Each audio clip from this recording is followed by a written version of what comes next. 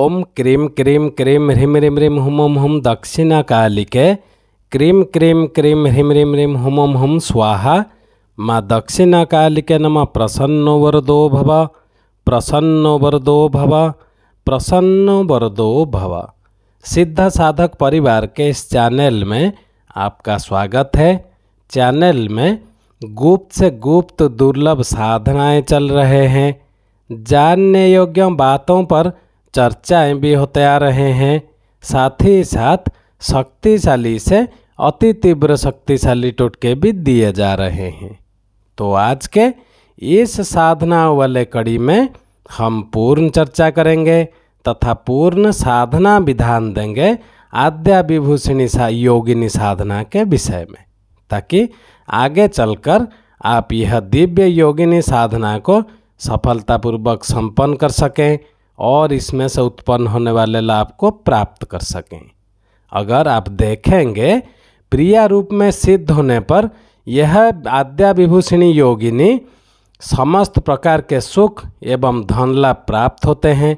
सबसे अधिक महत्व प्रिया रूप में ध्यान की गई आद्या विभूषिणी योगिनी का ही है। इससे साधक के सभी कार्य एवं आशाएं सफल होते हैं तथा जीवन में हर समय एक नया उत्साह उमंग बना रहता है। एक बार माता पार्वती ने भगवान शिव जी से पूछा कि देवताओं के लिए तो स्वर्ग में सभी प्रकार के सुख उपलब्ध हैं, अप्सराएं नित्य उनकी सेवा करती रहती हैं, उन्हें अक्षुण यौवन प्राप्त है और उनकी समस्त प्रकार की इच्छाएं पूर्ण होती हैं, जबकि पृथ्वी लोक में रहने वाले मनुष्यों की सभी इच्छाएं पूर्ण नहीं हो पाती और वे अपनी अपूर्ण इच्छाओं के जाल में उलझते जन्म मरण के चक्र में फंसे रहते हैं। अतः आप ऐसा कोई उपाय बताएं जिससे मनुष्य भी देवताओं के समान तेजस्वी और पराक्रमी बन सके और अपनी समस्त प्रकार की इच्छाओं को पूर्णता प्रदान करते हुए दिव्यता के पथ पर अग्रसर हो सकें।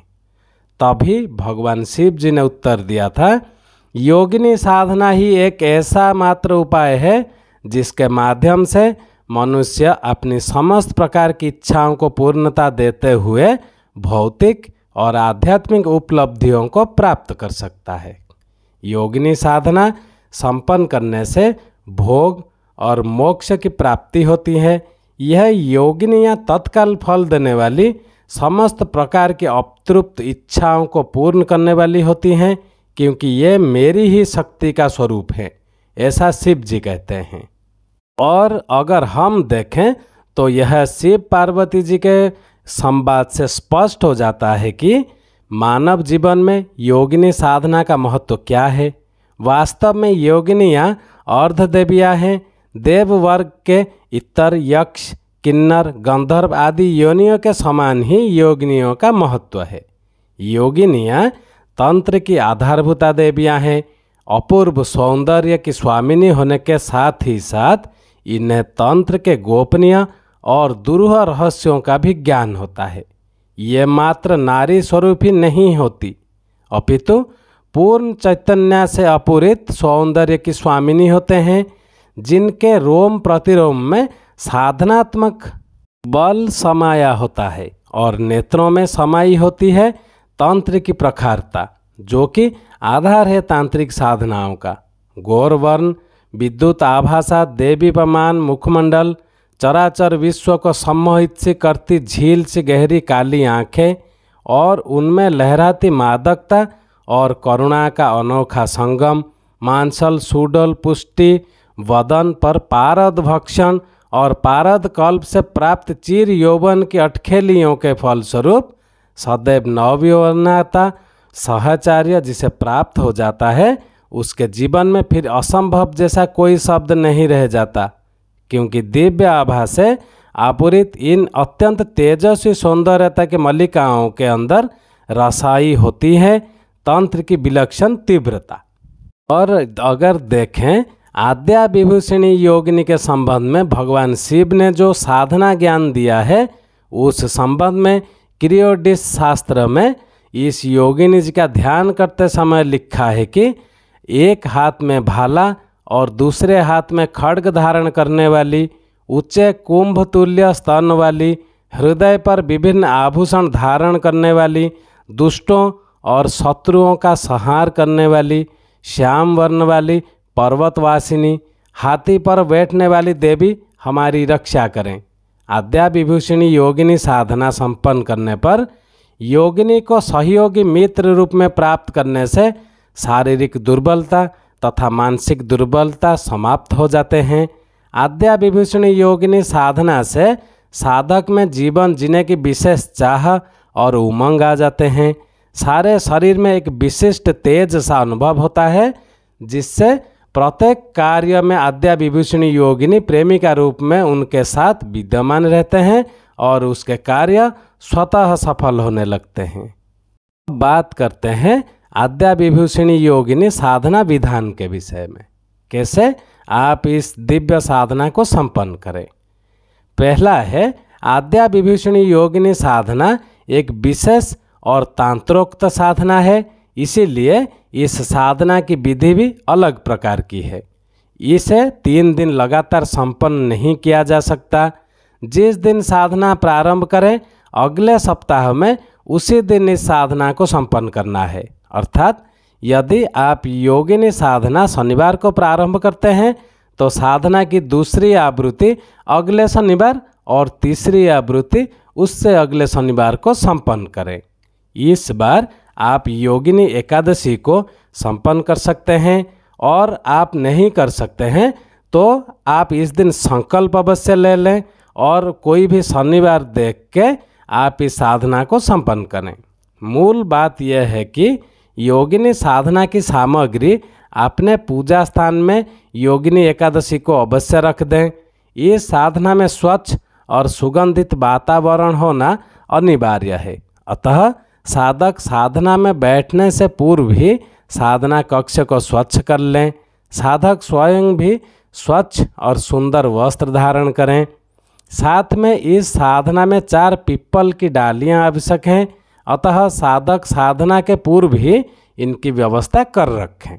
और अपने गुरुदेव जहाँ से आपने गुरु दीक्षा लिए हैं, अपने गुरुदेव जी से आशीर्वाद प्राप्त कर लें ताकि वो आपको इस साधना में सफलता देने में समर्थ हो सकें।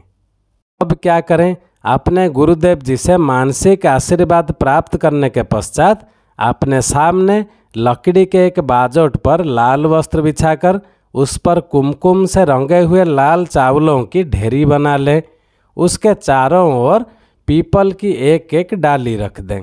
तत्पश्चात चावलों की ढेरी पर आद्या विभूषिणी यंत्र, जो आपको सिद्ध साधक परिवार में आसानी से मिल जाएंगे, उनको पहले से ही प्राप्त कर लें और स्थापित कर दें।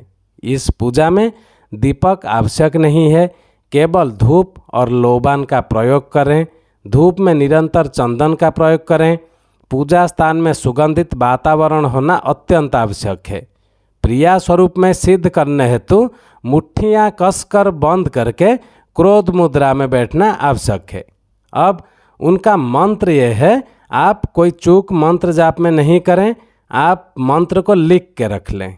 मंत्र ऐसा है, हुम हुम ह्रीम भूतिनी हुम हुम ह्रीम फट, हुम हुम ह्रीम भूतिनी हुम हुम ह्रीम फट।